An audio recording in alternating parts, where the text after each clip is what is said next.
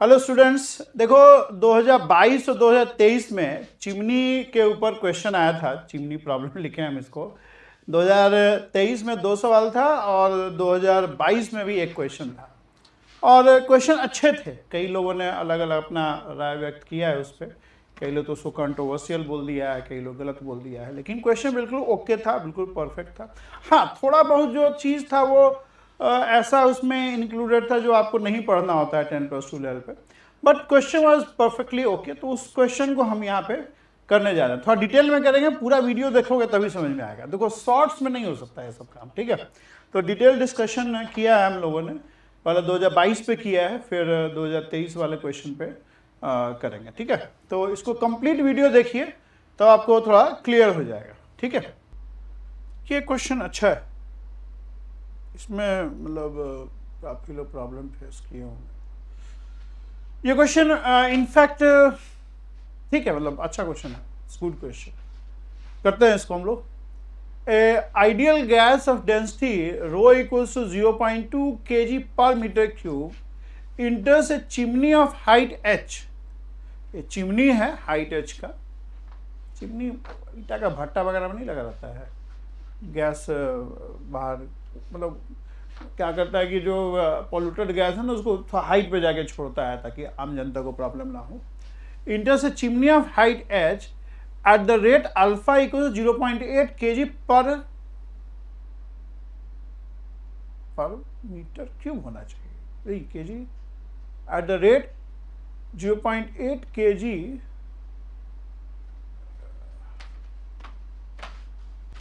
कुछ यूनिट में प्रॉब्लम है।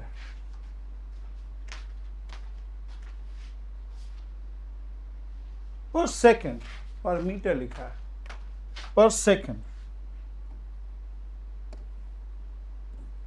per second from its lower end and escapes through upper end as shown in figure, ठीक है। The cross sectional area of lower end is A1 equals 0.1 meter square and upper end is 0.4 meter square. The pressure and temperature of the gas at lower end is 600 Pascal, which is Newton per meter square, and 300 Kelvin, while the temperature at the upper end is 150 Kelvin. The chimney is heat insulated so that gas undergoes a adiabatic expansion. यहाँ adiabatic expansion हो रहा है. Take G as 10 meter per second square. Ratio specific heat of gas as gamma equals to 2. Gamma equals to Cp by Cv. Ignore the atmospheric pressure. Which of the following statement is correct? पर data सब लिख लेते हैं यहाँ पे, ठीक है। आपको क्या दिया हुआ है? रो दिया हुआ है यहाँ पे 0.2, ठीक, 0.2 दिया हुआ है और हाइट h नहीं दिया हुआ है, निकालना होगा शायद। और जो रेट है, the rate at which the gas इंटर्स is denoted by q, and q is basically rho into area into velocity, which is 0.8 kg per second, है ना। The cross sectional area at the lower end A1 is 0.1 meter square और जो A2 है it is 0.4 metre square. AC बंद करते हैं। 0.4 meter square. The pressure and temperature of the gas at the lower end, pressure and temperature of the gas at lower end, the pressure is 600 Pascal and temperature is 300 Kelvin, ठीक। And the temperature at the upper end, T at the upper end is 150 Kelvin, ठीक है। The chimney is heat insulated. Heat insulated मतलब heat ना तो अंदर से बाहर जा सकता है ना बाहर से अंदर आ सकता है। तो एडियाबेटिक प्रोसेस के लिए एक आइडियल कंडीशन है। The chimney is heat insulated so that gas undergoes adiabatic expansion. यहाँ पे adiabatic expansion हो रहा है and gamma is what? Gamma is 2. Which of the following is correct? अच्छा, The pressure of the gas at the upper end of the chimney is 300 Kelvin. देखो यहाँ पे जो इन कर रहा है 300 केल्विन है और यहाँ पे एडियाबेटिक एक्सपेंशन हुआ है इसके अंदर और फाइनल प्रेशर क्या होगा? प्रेशर देखो एडियाबेटिक प्रोसेस में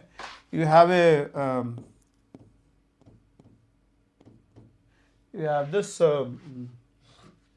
law holding good is constant. So PV gamma is constant. So here P is 600. Oh, okay. Volume का तो कुछ आइडिया नहीं है. यस, ठीक है. Yeah I think the density will also change. Check करते हैं. चलो, P V gamma is constant. इसको हम लोग क्या लिख सकते हैं? हमें पी और टी का नॉलेज है. तो let's write V in terms of P and T. Ideal gas मान के चल रहे हैं. So R T by V is RT by P, right? Gamma equal to constant. So we have what? P 1 minus gamma T gamma equals to constant. इसको use कर लेते हैं. इसको हम लोग यूज कर लेते हैं. ओके. डेंसिटी दिया हुआ है जो अंदर जा रहा है, तो यहाँ पे डेंसिटी भी चेंज होएगा. चलो देखते हैं. पहले P निकाल लो. So we have what? We can write it like this: P T gamma upon 1 minus gamma is constant. So pressure 600 Kelvin, 600, and temperature is 300. अब गामा अपॉन 1 माइनस गामा करेंगे तो 2 अपॉन माइनस 1 ऐसे आ जाएगा ना. एक तरह से ये हो गया है. P is C gamma minus 1 temperature, and gamma upon gamma minus 1 is what? CT square. So pressure depends on the square of temperature. So if temperature goes half, the pressure will go 1 by 4. Temperature half हो गया तो pressure जो है 1 by 4 हो जाएगा. मतलब कहने का मतलब ये है, the final pressure upon initial pressure will be equal to final temperature by initial temperature a whole square. Yeah. So TF by TI is 1 by 2, 1 by 4. So PF will be PI upon 4, which comes out to be 600 by 4, which is 150 Pascal. ये हो जाएगा. Pressure is 150 Pascal. Okay, we have done this. So we are getting one relation. The pressure is from here. Pressure is some constant and temperature square. Right. Okay. आगे देखते हैं. The velocity of gas at lower end of the chimney is 40 meter per second. And upper end of the chimney it is 20 meter per second. Density भी देखो, अंदर जो है ना gas heat होगा तो उसका डेंसिटी चेंज करेगा. गैस हीट होगा तो उसका डेंसिटी भी चेंज करेगा. समझ रहे मेरी बात? If you heat the gas the density is going to change. And how you find density? क्योंकि डेंसिटी का यहाँ जरूरत पड़ेगा हम लोग को. या PV equal to NRT, ideal gas equation. You have the ideal gas equation. Any number of moles. Number of moles is what? Total number of particles upon Avogadro number. We know this. And if I multiply by mass of each molecule on both numerator and denominator, then this will be what? This will be a total mass.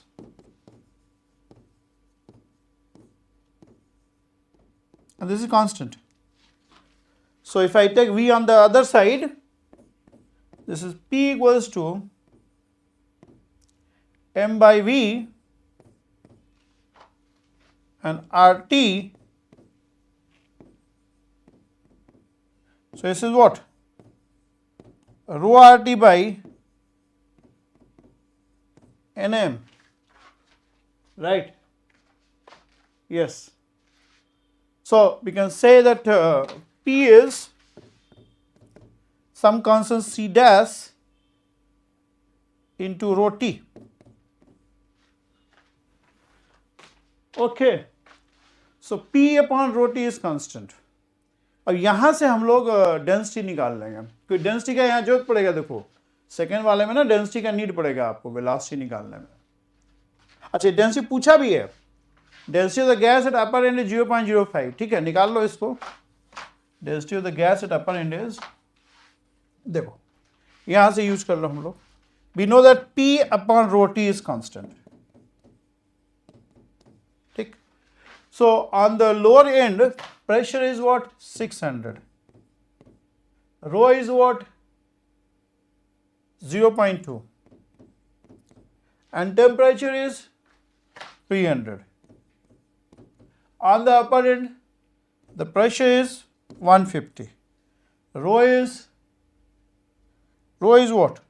Rho we have to find out. And temperature is 150. ये cut गया।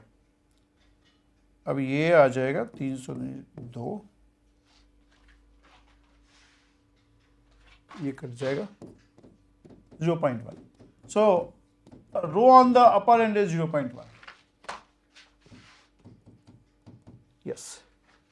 So I think this is incorrect. ये incorrect है, ठीक है। It's 0.1. So D is incorrect और A भी incorrect हो गया, प्रेशर ऊपर में निकाल लिया हमने। B पार्ट निकालते हैं। What is B? The velocity of the gas at the lower end of the chimney is 40 meter per second and at the upper end is 20 meter per second. निकाल लिया जाए, इसको निकाल लिया जाए, ठीक है। अच्छा यहाँ पे कुछ चीज़ जो हम लोग निकाले थे वो एक बार लिख लेते हैं। We got P equals to C dash rho T, right? और एक हमें जो इंफॉर्मेशन मिल रहा है P is CT square, P is CT square, okay? या तो यहां से एक और इंफॉर्मेशन मिल रहा है हम लोगों को कि रो इज व्हाट, हम लोग यहां से लिख सकते हैं कि we can get relation between P and A basically, P and A, we can write here C dash rho and T is what, under root P by C, C is constant. So you have some constant C double dash rho root P, or you can say rho is some constant K dash, yeah, again this kind of relation, root P जाएगा उधर तो root P बन जाएगा, okay ठीक है, इसको run देता है, ठीक है।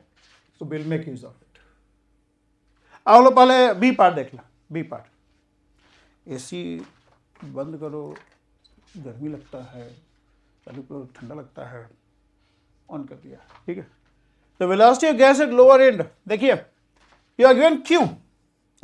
Q is the mass of gas which is flowing in, and as per the equation of continuity, the mass of gas which is flowing out will be same. Mass is conserved quantity. Mass of the gas flowing in will be equal to mass of gas flowing out. Since there is no source and sink of the mass inside, कहीं से कोई leakage नहीं है, जितना मास एक second में अंदर जाएगा उतना ही मास बाहर निकलेगा, ठीक, okay. So Q is ρ1 A1 V1 and this is equal to ρ2 A2 V2, where ρ1 A1 V1 is the things at this point and ρ2 A2 V2 are the things at this point, right? You know, rho is density, V is velocity and A is area of cross section. So V1 is what? V1 is Q upon ρ1 A1. So Q is given to you. Q कितना दिया हुआ है? 0.8 kg per second. 0.8 and ρ1 is 0.2 and area of cross section is 0.1. So ये हो गया 8 80/2 40 metre पर second. तो ये तो सही है, ठीक। And V2 is what? Q upon ρ2 A2. So it is 0.8. ρ2 is what? 0.1. And A2 is 0.4. तो 20 मीटर पर सेकेंड, ये भी सही है। तो B करेक्ट है, A इनकरेक्ट है, D इनकरेक्ट है, B करेक्ट है। अच्छा ठीक है, अब आ जाओ C पे। सी इज सी वाला क्वेश्चन सही है। देखो क्या बोला है, हाइट ऑफ चिमनी। आपको मन करेगा कि बर्नौली प्रिंसिपल लगा दें इसमें, आपको मन करेगा कि बर्नौली प्रिंसिपल लगा दें यहाँ पे, P plus half rho V square plus rho G H is constant. लेकिन मन करे तो कर दें, ऐसा नहीं करना चाहिए। एक्चुअली ये जो डेरिवेशन है ना, this derivation is based on, जो स्टेटमेंट है बर्नौली प्रिंसिपल का, it is based on some assumption, and one of the assumption is the fluid should be incompressible,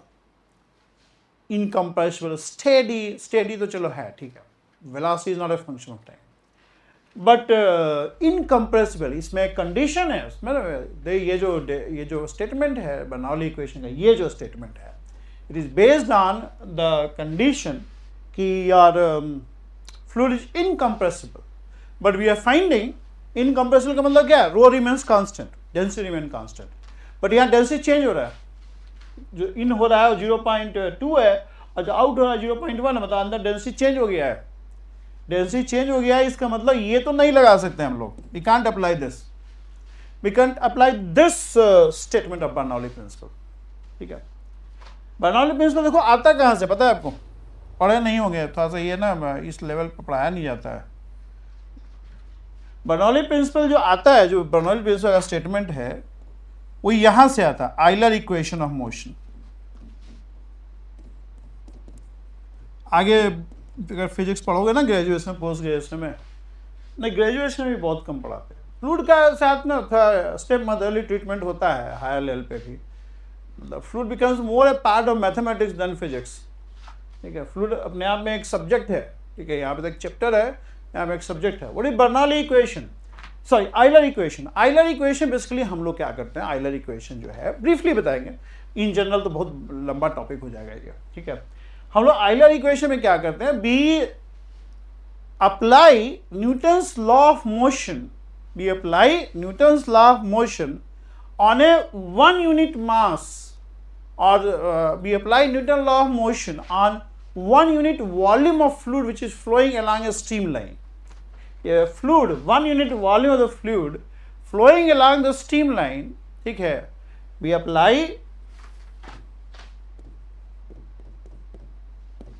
Newton's second law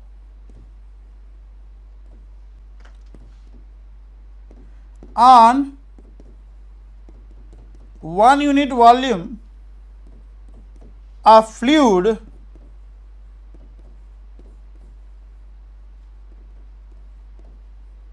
flowing along a streamline, ठीक है। we apply in the Newton's in your space का कमी हो गया था, कोई नहीं, ठीक है। So we apply Newton's laws on 1 unit volume of the fluid flowing along the streamline. We assume that 1 unit volume of the fluid, what is the mass of 1 unit volume of the fluid? Rho. Rho is the mass of 1 unit volume of the fluid.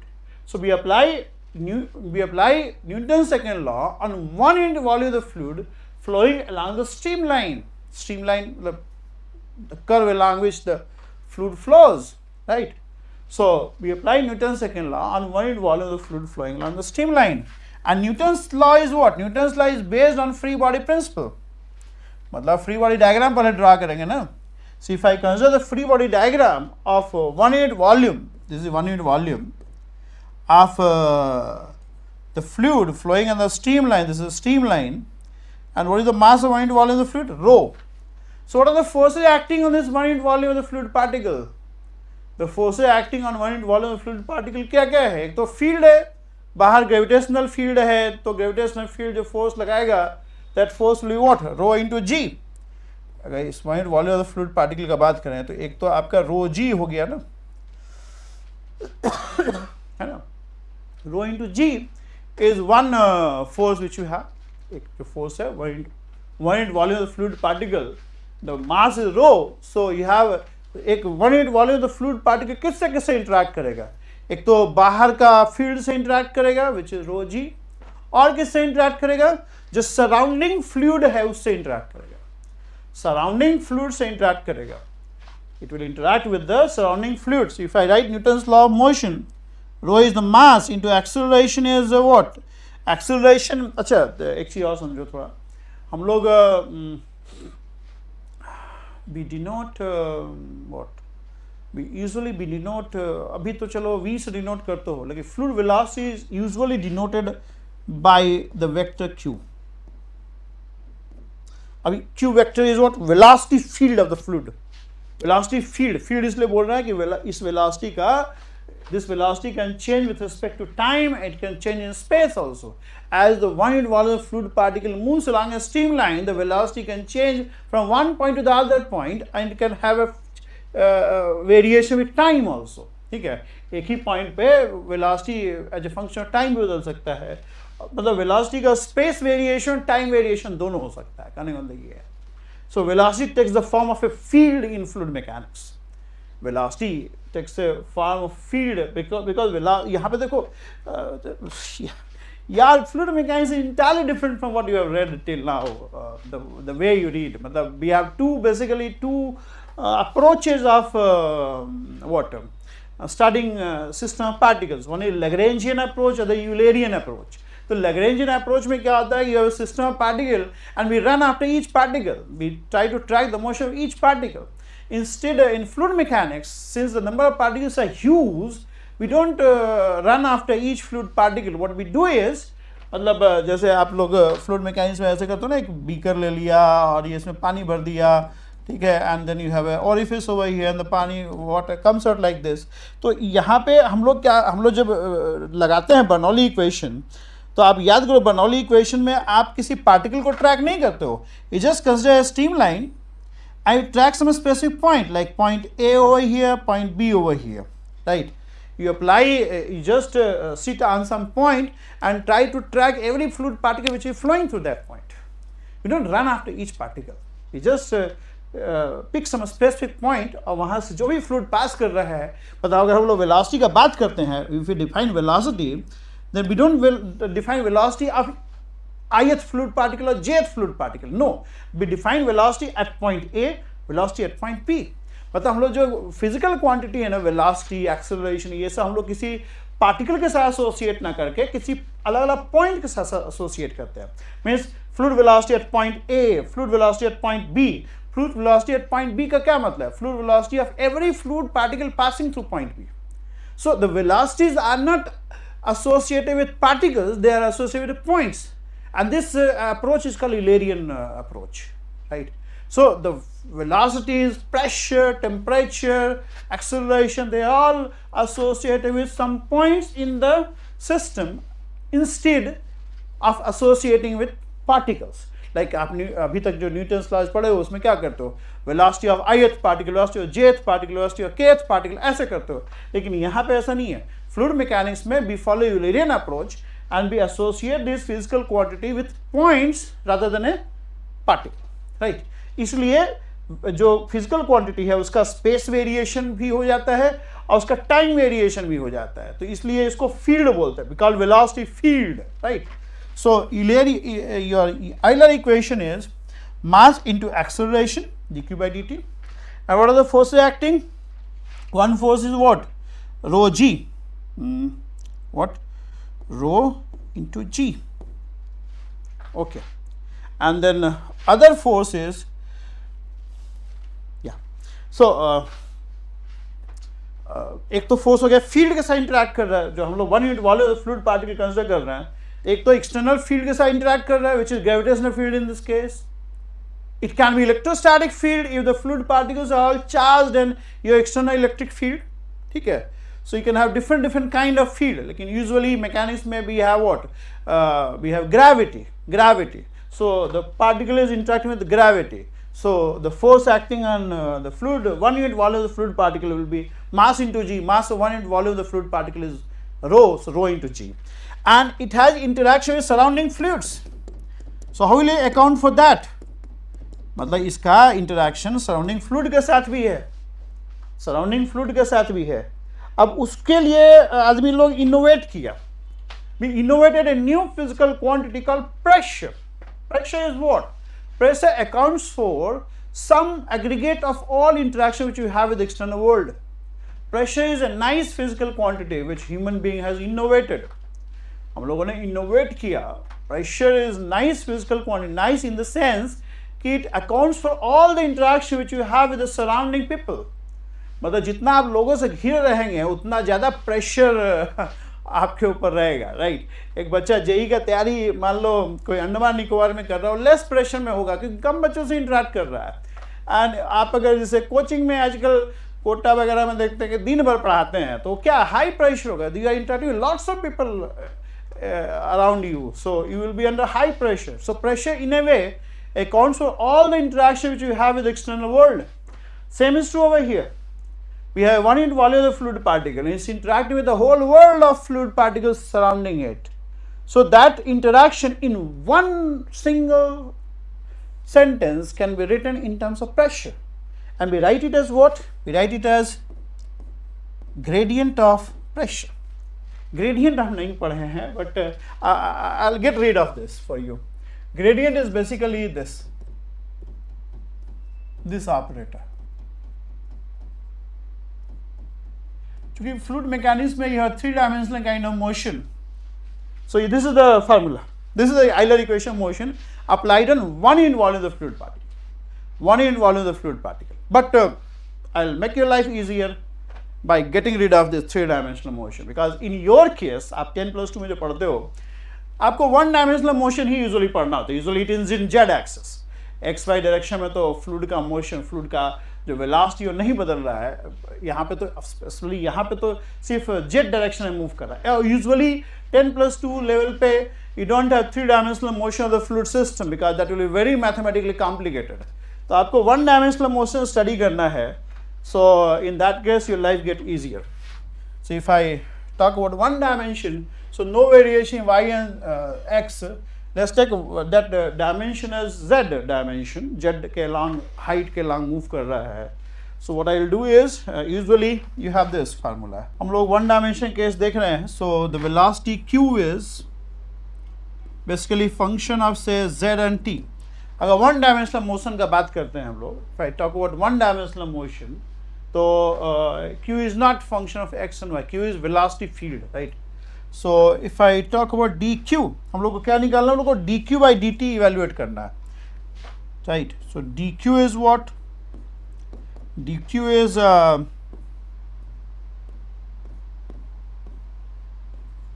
dz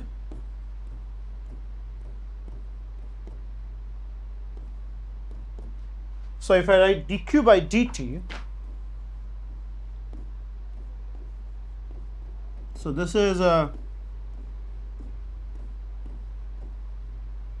and this is dz by dt plus, and in general your q is the fluid velocity is written like this: u I cap, v j cap and w k cap, where u v w are the x, y and z component of the fluid velocity. तो हम लोग one dimensional motion consider कर रहे हैं. सो dz by dt, this is dx by dt, this is dy by dt and this is dz by dt. So this is w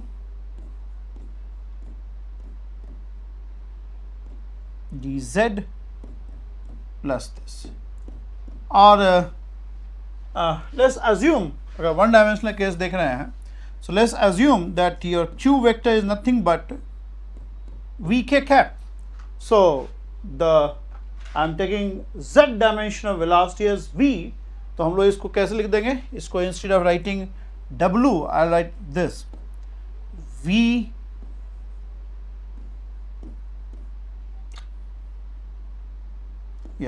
v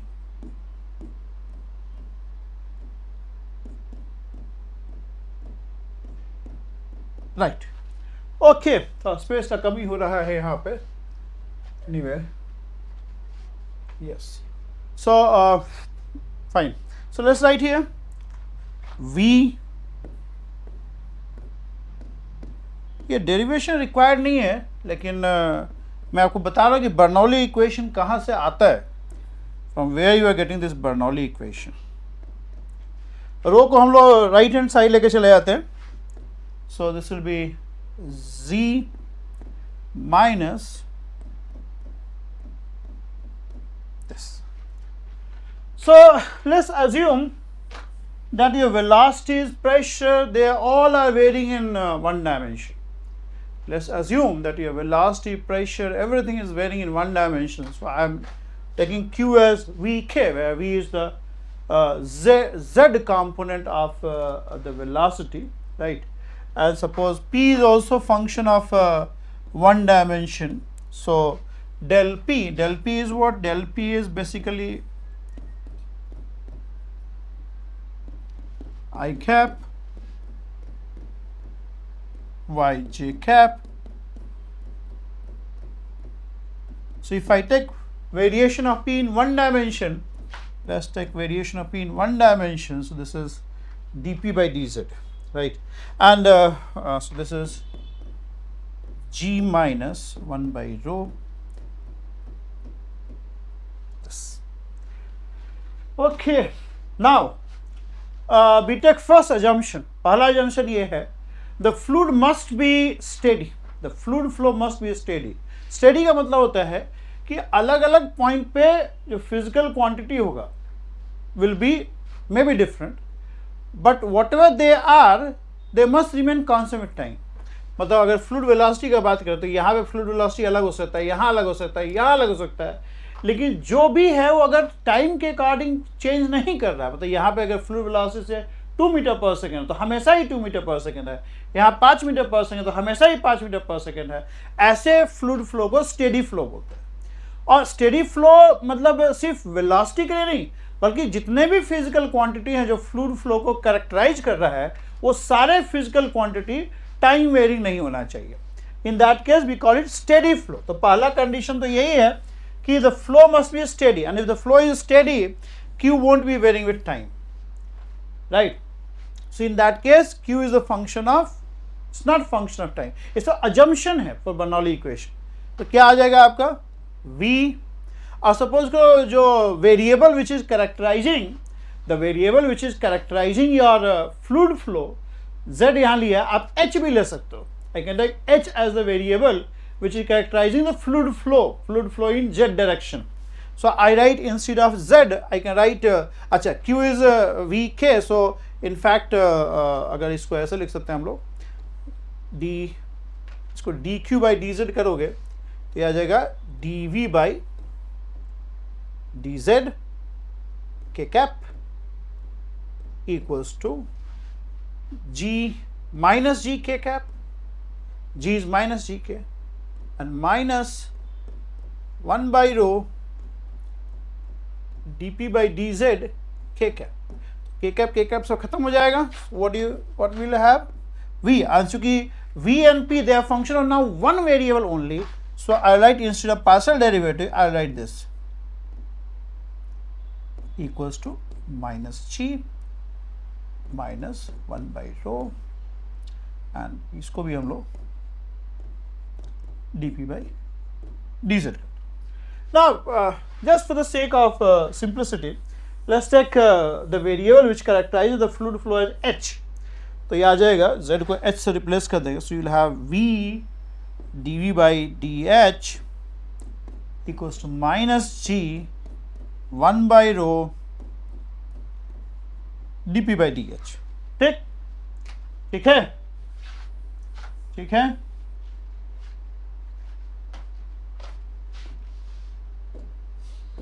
okay, ये सब मिटा नहीं रहे क्योंकि सबका जरूरत पड़ेगा हमको। इसको मिटा सकते,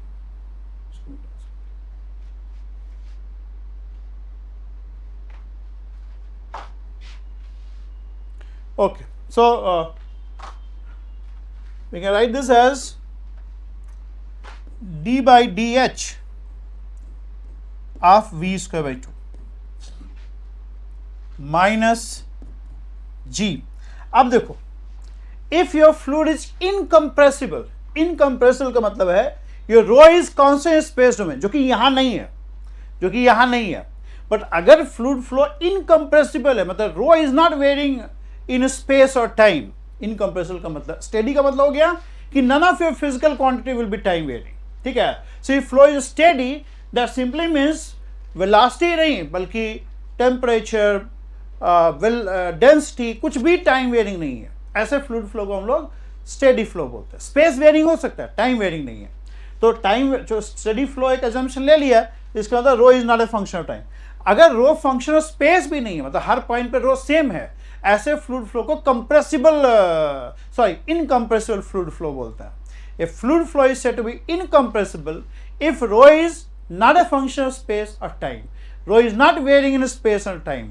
सो if your fluid flow is incompressible, जो कि यहां नहीं है, बट इन जनरल जितना बर्नौली इक्वेशन में सवाल करते हो उसमें रहता है, ठीक है। तो अगर इनकम्प्रेसिबल होगा तो ये रो को हम लोग ऐसे अंदर ले सकते हैं ना, I can write D by D H P by rho, P by rho, is it not? Or we can write it as d by dh, सारा चीज को इधर ले लो, एक साइड ले लो, ये क्या आ जाएगा, P by rho यहाँ आ जाएगा, प्लस v स्क्वायर बाई 2 आ जाएगा, और इधर लोगे तो ये GH लिख सकते हैं, GH लेंगे तो d by dh g बन जाएगा, equal to 0. That means as the fluid flow from point A to B along Z direction, and h is the variable which is characterizing the fluid flow, this term, this whole thing will not be varying, and that's the Bernoulli equation. P by rho plus v square by 2 plus gh is constant in a space domain. As the fluid, 1 unit volume of the fluid particle moves along height along a streamline in z direction, these quantities, sum of these two quantities is constant. आज चूंकि रो constant ले रखा है आपने, you have taken rho as constant, so I can take I can write this p half rho v square plus rho gh as constant. तो देखो यहाँ पे assumption क्या क्या हो गया, एक स्टेडी और दूसरा इनकम्प्रेसिबल। स्ट्रीमलाइन फ्लो तो होना ही चाहिए, स्ट्रीमलाइन फ्लो तो होना ही चाहिए। A flow is said to be streamline if every fluid particle moves along a definite curve in space, every fluid particle traces a definite curve in space, and the curve traced by two fluid particles should not cross each other. So that's the first condition for Bernoulli equation. It should be streamlined. Second, it should be steady, and third, it should be incompressible. ठीक है? But in our case, they have not given you compressible fluid flow. उन्होंने आपको compressible fluid flow नहीं दिया है, ठीक है। अगर compressible fluid flow नहीं दिया है, इसका मतलब ये है कि आप इस रो को अंदर नहीं ले सकते हैं ना, फिर इस रो को आप अंदर नहीं ले सकते हैं। तो ऐसे केस के लिए आपका जो आइलर इक्वेशन है, it won't lead to the Bernoulli equation which you are knowing, उस बर्नौली इक्वेशन नहीं जा पाएगा जो आप जानते हैं, राइट। जो आप जानते हो वो बर्नौली इक्वेशन होल्ड नहीं करेगा। p plus half rho V square plus rho G H won't be constant as the fluid moves along a streamline. So what kind of equation it will follow? Let's come to this. We have seen कि इस ideal gas is undergoing adiabatic expansion. तो वहां से हम लोग रो को pressure के terms में लिख पा रहे हैं। We have to write rho in terms of pressure. So rho is what? K dash P, P under root. Let's write rho equals to K root P. K dash इसलिए लिखा था कि K is usually taken as Boltzmann constant. ठीक है, but चलो ये fluid में हम लोग हैं तो we don't have a case of Boltzmann constant, so let's say K, P is rho is K under root P. तो देखो अब ध्यान से देखो, यहाँ पे ना मैंने कुछ वीडियोस, मतलब लोगों ने पूछा था कि ये बड़ा मतलब थोड़ा सा कंट्रोवर्शियल है, but I don't think there is any controversy in this question, ठीक है। कई लोगों ने इसमें बहुत गलत भी यूट्यूब पे बना रखा है, okay. So this is what? This is minus g minus 1 by k and d by dh of 2 root p. ठीक है ना? Yeah. So I'll get d by dh of, तो सही है ना, रूट पी का डेरिवेटिव क्या आ जाएगा, 1 by 2 रूट पी। हाँ ठीक है, हाँ yeah so this is 2 root P by K plus, तो एक साइड ले लो, वी स्क्वायर बाई 2, इसको जी एच कर देंगे ताकि इसका डेरिवेटिव मिलेगा तो जी अपने आप आ जाएगा, ये आ जाएगा।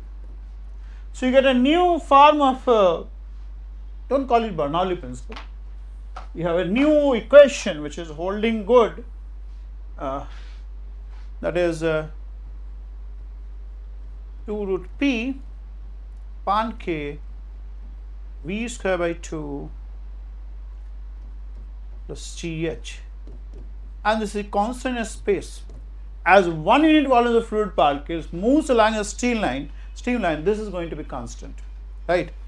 के इवेल्युएट कर सकते हैं हम लोग, और यहाँ से हम लोग हाइट भी निकाल लेंगे। देखो के इवेल्युएट कर सकते हैं, के का वैल्यू निकल जाएगा ना। अगर इस पॉइंट को देख लें तो rho is 0.2, rho is 0.2 and pressure is 600 under root, so this will be 10k root 6, or k is 0.02 upon root 6, 0.02 upon root 6.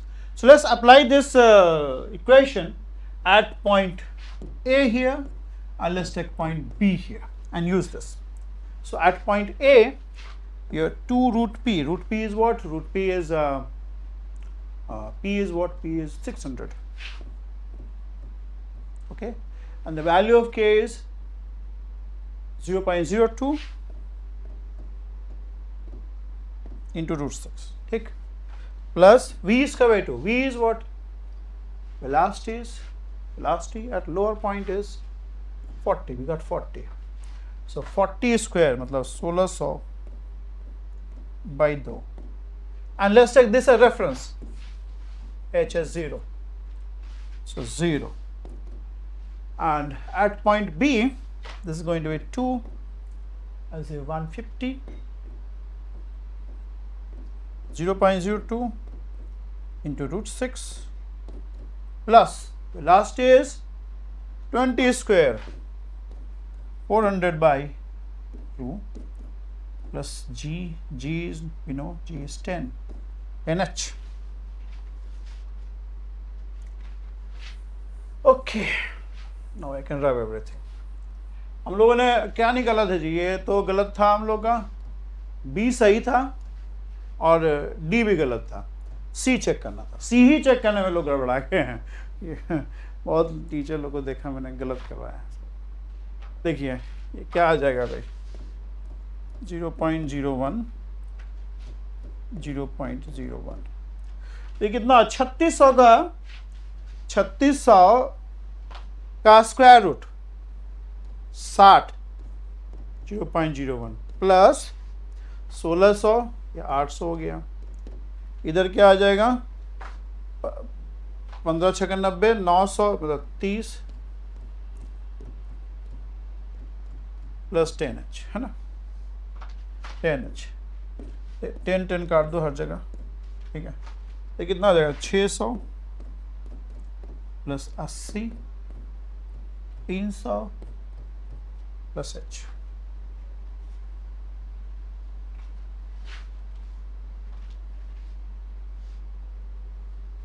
ठीक है जी। नहीं ये छूट गया, 400 बटा 2, 200, गड़बड़ कर दिया, 200 प्लस 10h, 10 से कटे 20 हो जाएगा। कितना बना, 360, h विल बी 360, यानी ये भी गलत है। So B would be the correct answer, B would be the correct answer, B जो है आपका सही आंसर आ जाएगा, 360 मीटर होगा, 590 नहीं होगा। बर्नौली इक्वेशन लगा दो ना ये वाला तो 590 आ जाएगा। पहले हम भी बर्नौली इक्वेशन लगा दिए थे यार, लेकिन बाद में हमको एकदम से स्ट्राइक किया कि नहीं, मतलब बर्नौली इक्वेशन तो होल्ड ही नहीं करेगा ना। The fluid is not incompressible, fluid is not incompressible. यहाँ पे जो इक्वेशन होल्ड करेगा अभी लिखे थे वही होल्ड करेगा। तो कई बार जैसे टीचर डिस्करेज करेगा कि तुम डेरिवेशन क्यों करते हो, डेरिवेशन जानने से थोड़ा सा ये सब चीज़ क्लियर रहता है, ठीक है। Okay, so that's all. This was called a controversial question, so there is no controversy as such. The answer is very clear. ये 590 और 360 होगा, इसका भी निकाल लिया था, इसका भी निकाल लिया। So that's all. पूरा वीडियो देखिए तभी समझ में आएगा, ठीक है। So let's go to next question. ये देखो क्वेश्चन 2023 में आया है, तो ये भी चिमनी प्रॉब्लम है। इसका अगला वाला भी इसी पैराग्राफ बेस्ड क्वेश्चन है बेसिकली। तो देखो क्वेश्चन क्या बोल रहा है, a cylindrical furnace has height h and diameter d। h is the, ये सिलिंड्रिकल चिमनी है, सॉरी फर्नेस है, इसका हाइट h और डायमीटर d है। Height is h and diameter is d, ठीक है। तो यहाँ बना दे क्या, यहाँ पे बना देते हैं, छोटा दिख रहा होगा थोड़ा। ये आपका चिमनी है, ऐसे चिमनी है।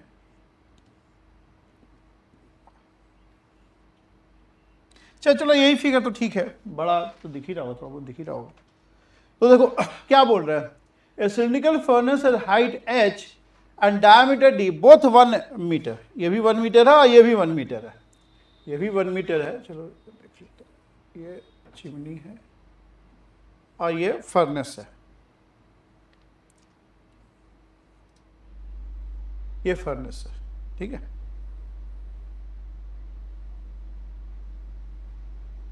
यहां से एयर इन हो रहा है, आया चिमनी है। तो ये हाइट स्मॉल h है और ये कैपिटल H है एंड डायमीटर इज d, और इसका इंटरनल डाया भी दे रखा है चिमनी का, ठीक है। A cylindrical furnace has height h and diameter d both 1 meter. h भी 1 मीटर और d भी 1 मीटर। It is maintained at temperature 360 kelvin. अंदर का टेम्परेचर जो है 360 केल्विन है, ठीक है। The air gets heated inside the furnace at constant pressure.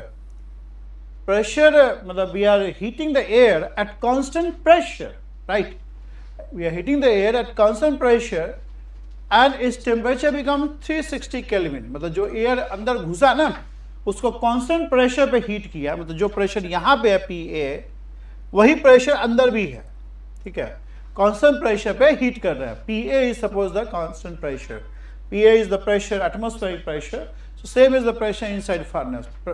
Furnace में प्रेशर चेंज नहीं कर रहा, pressure remains constant. The hot air with density rho rises up vertical chimney of diameter 0.1 metre. Hot air जो है वो उसका जो density है वो रो है यहाँ पे, ठीक है। Rises in the chimney, chimney में राइज कर रहा है, ठीक है। एंड चिमनी का डायमीटर दे रखा है d = 0.1 metre, height is 9 metre, this h is 9 metre, ठीक है। Above the furnace and exits the chimney. As a result, the atmospheric air of density rho A, जो air enter कर रहा है यहाँ पे उसका density क्या rho A है, and this rho A is 1.2, ठीक है। इसका मतलब यहाँ पे furnace में जब air heat हो रहा है तो उसका density बदल रहा है, समझ रहे ना। rho A से rho हो गया क्योंकि 2 रो का बात कर रहा है, ये यहाँ पे 2 रो का बात कर रहा है। and the pressure PA, pressure which is जो एयर घुस रहा है वो प्रेशर उसका PA है और अंदर में फर्नेस से प्रेशर चेंज नहीं हो रहा है, आइसोबैरिक प्रोसेस है, ओके। एंड टेम्परेचर TA का, हाँ टेम्परेचर दे रखा है आपको, ये जो एयर घुस रहा है उसका टेम्परेचर है TA = 300 केल्विन। अंदर में क्या है, अंदर में आपका 360 केल्विन हो गया है। Enter the furnace, assume air as an ideal gas, neglect the variation of rho and T inside the chimney. Chimney के अंदर rho and temperature are constant, ठीक है। यहाँ पे डेंसिटी चेंज हो रहा है फर्नेस में, पर चिमनी में जो एयर जा रहा है तो उसमें रो चेंज नहीं हो रहा है, ठीक है। Assume air to be, ठीक है। Also ignore the viscous effect. The acceleration due to gravity is 10 meter per second and pi is 3.14. Considering air flow to be streamlined, the steady mass flow rate of air exiting the chimney, मतलब mass of the air which is coming out per second, उसको ग्राम पर second में आपको evaluate करके निकालना है। अच्छा ठीक है, अब एक चीज यहां ध्यान दो। पहला चीज कि आपका रो चेंज हो रहा है, तो यहां पे रो आपको दे रखा है 1.2, ये रो एक बार निकाल लेते हैं हम लोग, अंदर में रो क्या होगा। आइसोबैरिक प्रोसेस है, pressure remaining constant, so you have PV equal to nRT and n is what? Number of moles. Number of moles means total number of gaseous molecules upon Avogadro number. अभी 2022 वाला question अभी किए थे हम लोग। सो अगर इसको हम मास ऑफ ईच मॉलिक्यूल से गुना कर दें, then mass of each molecule into total number of molecule will give me what? Total mass of the gaseous system. m ऊपर नीचे गुना कर लो, right? So we have P equals to m upon V and R upon Na m T. So m upon V is what? Rho, and this is constant, R upon m Na, and P is also constant. So finally what we get? Rho into T is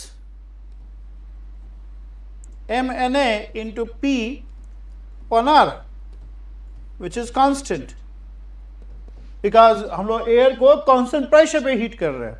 so inside the furnace your rho T is constant, rho T is constant, rho T is constant. तो जैसे furnace में इन हो रहा है, rho is what? 1.2 and temperature is what? मतलब initially rho is 1.2 and temperature is 300 kelvin, और heating के बाद क्या हो रहा है, जो आइसोबैरिक प्रोसेस हुआ, तो rho is rho, we have to find rho that, rho वहां पे निकालना, and temperature become 360 kelvin. So from here 300 into 1.2 क्या होगा? 360 हो गया, ये कट जाएगा। So rho becomes 1, rho becomes 1 kg per metre cube. So inside the chimney जो रो है, गैस का रो जो है इनसाइड चिमनी,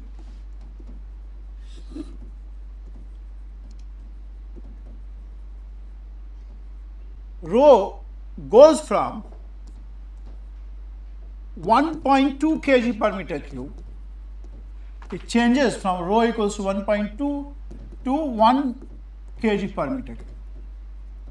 मतलब चिमनी के अंदर, सॉरी फर्नेस के अंदर जो फ्लूइड फ्लो है वो इनकम्प्रेसिबल नहीं है। मतलब रो अगर बदल रहा है, मतलब फ्लूइड फ्लो जो अंदर में हो रहा है यहाँ फर्नेस के अंदर, that is not incompressible flow.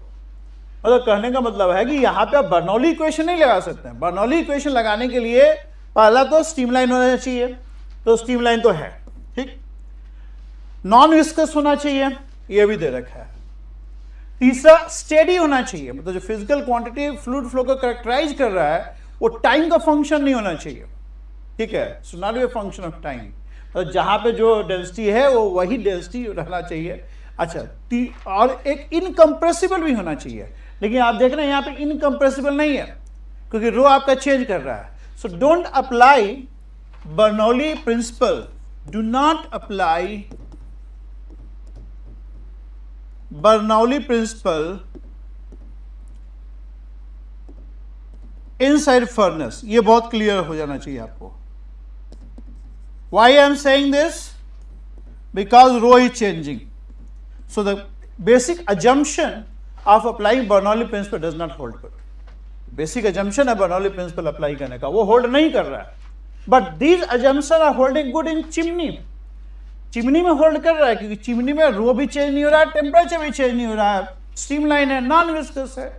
So chimney में लगा सकते हैं। अगर मान लो एक पॉइंट ए यहाँ ले लें और एक यहाँ पे बी पॉइंट ले लें, so I can apply the Bernoulli equation on one end volume of the fluid particle moving from point A to point B, but furnace में नहीं अप्लाई कर सकते हैं। तो ये बहुत क्लियर हो जाना चाहिए आपको, फर्नेस में हम लोग नहीं अप्लाई कर सकते हैं, लेकिन चिमनी का स्टार्टिंग से लेकर चिमनी के एंड तक हम लोग अप्लाई कर सकते हैं, ठीक है। So let's take point A at the start of the chimney and point B just above the chimney and apply the Bernoulli equation, because यहां पे the fluid flow is incompressible. You cannot apply Bernoulli equation inside the furnace because rho is changing. But all the assumption, what is the assumption? The fluid flow should be streamlined, non-viscous, steady and incompressible. And everything is holding good in this whole chimney of height h, small h, right? So let's apply Bernoulli equation at, let's assume, let's imagine a flow, a 1 unit volume of the fluid particle flowing from A to B along a streamline. Point A and B should lie on the same streamline, only then you can apply Bernoulli equation. So if I consider the motion of 1 unit volume of the fluid particle from point A to B on a streamline, then the energy associated with that 1 unit volume of the fluid particle will remain constant. Now what are the energy associated with 1 unit volume of the fluid particle? That is pressure energy, the kinetic energy of 1 unit volume of the fluid particle and gravitational. They are the energy per unit volume term. They are also called pressure, static pressure, dynamic pressure, and gravitational pressure. So let's consider the motion of steam, motion of the 1 unit volume of the fluid particle from point A to point B along a streamline. So at point A, what is the pressure? Pressure is PA, because the question clearly says the pressure inside furnace does not change. Plus half rho V square. We don't know the velocity at the beginning of the furnace. Let's call it V dash. Let's assume that the velocity here is V. So at the beginning of furnace, say it is, means in the furnace it is V dash, and at the end of the chimney it is V, right?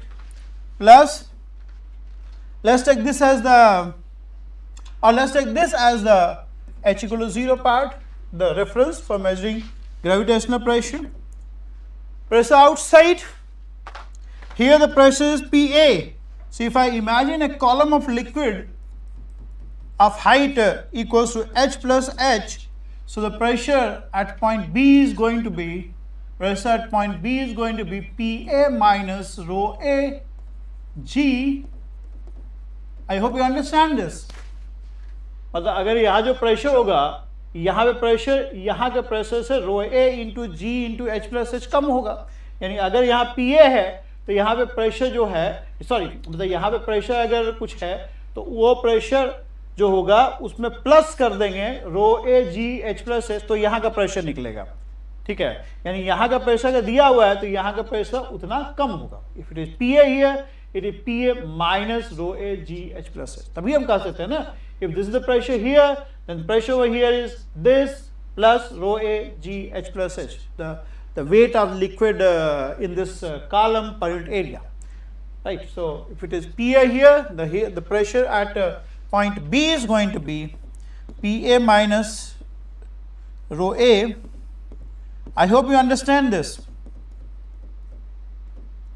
If you have a column of liquid like this and the pressure here is say P1, the pressure over here will be P1 plus rho G H, right? So if I call it say P2, then pressure over here is P2 minus rho G H, right? Same way. या तो ऊपर का pressure plus करके नीचे का pressure लिखो, या नीचे का प्रेशर जो है सो माइनस करके ऊपर का प्रेशर लिखो. ठीक है, so that's the static pressure. The dynamic pressure is say rho V square, and the gravitational pressure, इसको H equal to 0 लिया है हमने, so it will be rho G H. Static pressure हो गया, डायनामिक प्रेशर हो गया, gravitational pressure हो गया. या आप कह so pressure energy of 1 unit volume of the fluid particle, the kinetic energy of 1 unit volume of the fluid particle, and gravitational P of the 1 unit volume of the fluid particle, right? Now this V dash will be very small compared to V. How? Because if I apply equation of continuity, then rho G, sorry, what is the equation of continuity? Rho into A is what? Pi d square by 4 into the velocity V dash will be equal to rho and the chimney is sorry, यहाँ पे तो width बड़ा है ना, so it is rho pi d square by 4 into v dash, and in the chimney you have rho into, sorry, मतलब यहाँ पे the diameter is very high and diameter over here is very small, so if I apply the Bernoulli the equation of continuity, then v, so you get v dash equals to d square by capital D square v. So if I put everything here, half rho and d4 by capital D4 v square equals to half rho v square minus rho a g h plus h plus rho gh. So I can write here half rho v square 1 minus d4 by capital D4 equals to rho a g, yeah.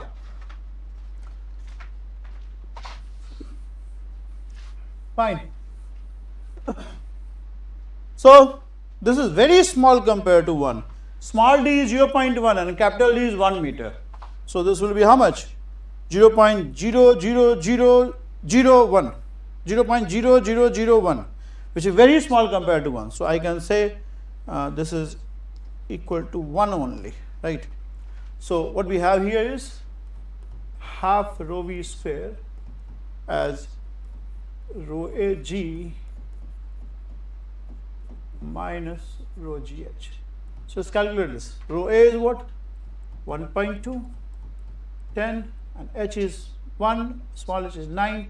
So 10 inside rho is 1 into 10 into h. H is 9. Oh, sorry. Oh. H is 9 minus 9, 90, let's say. H is 9. So this is how much? X of b is minus 90. So this is 30. So half rho v square is 30 and rho is 1. So v square is 60 or v is root 60. V is root 60. So the velocity, the speed of the gas which is coming out is root 60. So the amount of the mass of fluid, which is mass of the gas which is coming out, dm by dt, means the rate, the mass of gas coming out per second.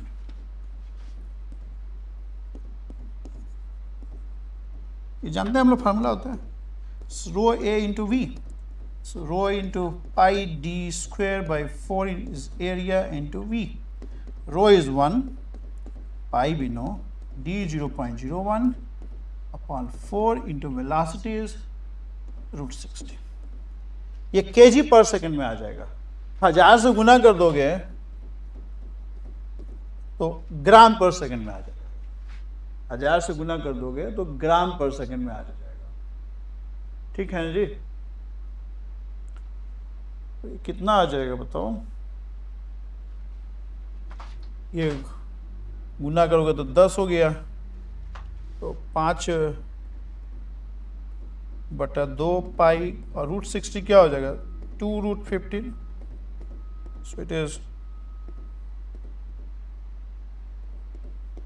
कितना value आएगा? 5 root 15 into pi root 15 गुने 3.14 गुने 5, 60.8. The answer is 60.8 ग्राम पर second. बिल्कुल सही answer है. 60.8 ग्राम पर second. This is यार mass of the fluid, mass of the gas which is coming out पर सेकंड. क्लियर है ये? क्लियर है? नेक्स्ट क्वेश्चन भी इसी पैराग्राफ पे है, कर लेते हैं उसको भी. ये देखो क्या बोल रहा है. तो cylindrical furnace height h, diameter d, सब कुछ वही डेटा है, डेटा सब वही है, ये पहले भी था. It is maintained eight 360 Kelvin, heated inside the furnace as the pressure remain constant, temperature 360, hot air of density rho rises up in vertical chimney of diameter 0.1, height is 9 meter of the furnace and exit the chimney. As a result, the atmospheric air of density rho A equal to 1.2 meter per kg per meter cube and pressure PA and temperature TA equals to 300 Kelvin enters the furnace. Assume air to be ideal gas, neglect the variation in variation of rho and T inside the chimney and the furnace. Also ignore the viscous effect. Yes, no viscosity, acceleration to gravity G. ठीक है, सब everything is same, right? Now, what is the question? When the chimney is closed using a cap, इसको बंद कर दिया cap से, तो velocity of gas inside the chimney will be 0, क्योंकि एक जमा हो जाएगा, velocity तो होगा ना, फ्लो बंद हो गया ना, बंद कर दिया कैप से. ठीक है. The pressure difference develop between top and bottom surface of the cap. top and bottom surface of the cap, मतलब कैप के ऊपर मान लो पॉइंट A है और कैप के नीचे पॉइंट B है सपोज को, तो A और B के बीच में प्रेशर डिफरेंस आ गया है. ठीक है. If the changes in the temperature and density of the hot air due to a stoppage of the airflow are negligible, then the value of delta P, मतलब हम लोग को क्या निकालना है, डेल्टा P निकालना है. डेल्टा P क्या है? Delta P is pressure at point A minus pressure at point B or vice versa. Difference in the pressure at point which is just above the cap and point which is just below the cap. So if I talk about pressure at point A which is just above the cap, तो यहाँ से देखिए ये वही जो पिछले question किया हमने, यहाँ प्रेशर PA है और ये हाइट आपका H plus H हो गया. So pressure at point A is not depending on your furnace and chimney, so it is PA minus rho G H plus H. And what is pressure at point B? I can apply the Bernoulli equation. Let's assume this is point say M and this is B. So we will consider the Bernoulli equation at point M and point B. At point M, what is the pressure? Static pressure is PA. No kinetic energy because you have put a cap, तो fluid flow तो बंद ही हो जाएगा एक तरह से, 0. And if I take this as reference for measuring height, then the gravitational pressure rho GH is also 0. At point B, what is the pressure? We don't know. We have to find out. Right? Let's call it PB. Velocity, no velocity. Cap बंद कर दिया, रुक ही जाएगा ना. And the gravitational pressure rho GH. चूँकि इसको हमने reference ले लिया, ठीक है? So PB is what? PB is PA minus rho GH. Okay. So PB is ये रो A होगा, rho GH. So what we are finding? Pressure at point B is higher. So delta P is PB minus PA. So this is rho AG minus rho GH. Rho A is 1.2, G is 10, H plus H is 10.